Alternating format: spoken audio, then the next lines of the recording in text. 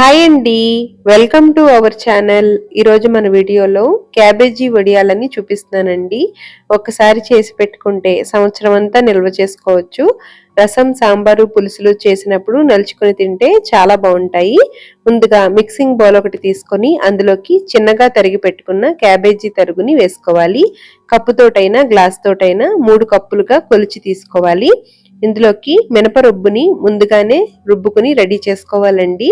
ఈ విధంగా గొల్లతనం వచ్చేలాగా గట్టిగా రుబ్బుకోవాలి. మినప్పిండిని కొద్దిగా ఎక్కువగానే రుబ్బుకుని పెట్టుకోవాలి. క్యాబేజీ కొలుచుకున్న కప్పుతోటి 1.5 కప్పుల మినప్పిండిని వేసుకోవాలి. మినప్పిండి ఎక్కువ వేసినా కూడా వడియాలు గట్టిగా వస్తాయి. అందుకని కొద్ది కొద్దిగా కలుపుకుని చూసుకోవాలి. మిగిలిన మినప్పిండి కనుక ఉన్నట్లయితే అందులో కొద్దిగా ఉప్పు, అల్లం, పచ్చిమిర్చి ముద్ద వేసుకుని మినప వడియాల కింద పెట్టేసుకోవచ్చండి. ఇప్పుడు ఇందులోకి మిక్సీ చేసి పెట్టుకున్న పచ్చిమిర్చి ముద్దని వేసుకోవాలి. కేవలం పచ్చిమిర్చిని మాత్రమే మిక్సీ చేసి వేసానండి. ఇందులో అల్లం అవసరం లేదు. కారానికి తగినట్లుగా చూసి వేసుకోవాలి. అలాగే అరకప్పు గంట ముందు నానబెట్టుకున్న సగ్గుబియ్యాన్ని వేసుకోవాలి.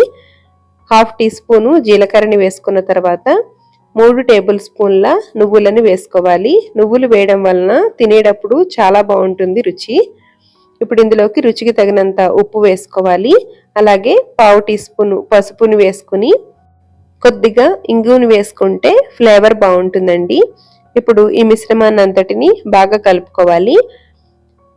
చేతితోటి పిండిని పట్టుకుని చూస్తే ముద్దలాగా అయ్యిందనుకోండి, పిండి కరెక్ట్గా సరిపోయినట్లు. ఒకవేళ ముద్ద అవ్వకపోతే మరి కొంచెం మినపపిండిని వేసుకోవాలి. ఇలా కలుపుకున్న వడియాల పిండిని కవర్ మీదైనా లేదంటే పలుచటి క్లాత్ మీదైనా వీడియోలో చూపించిన విధంగా వడియాలను పెట్టుకోవాలి. ఇదే విధంగా ఉల్లిపాయ వడియాలను కూడా పెట్టుకోవచ్చు. ఉదయం 9-10 ఆ టైంకి వడియాలు పెట్టుకున్నాం అనుకోండి, సాయంత్రం 3-4 ఆ టైంకి ఈ విధంగా బాగా ఎండి ఉంటాయి. అప్పుడు రెండో వెంపుకు తిప్పి ఎండ తగ్గిన తర్వాత ఫ్యాన్ కింద ఆరబెట్టుకోవాలి.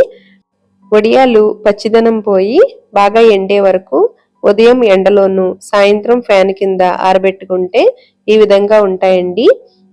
ఈ విధంగా ఎండలో బాగా ఎండిన తర్వాత డీప్ ఫ్రైకి తగినట్లుగా నూనె పెట్టుకుని నూనె బాగా వేడైన తర్వాత మంచి రంగు వచ్చే విధంగా దోరగా వేపి తీసుకోవాలి. రసం, సాంబారు, పులుసులు చేసినప్పుడు నలుచుకుని తింటే చాలా టేస్టీగా ఉంటాయి.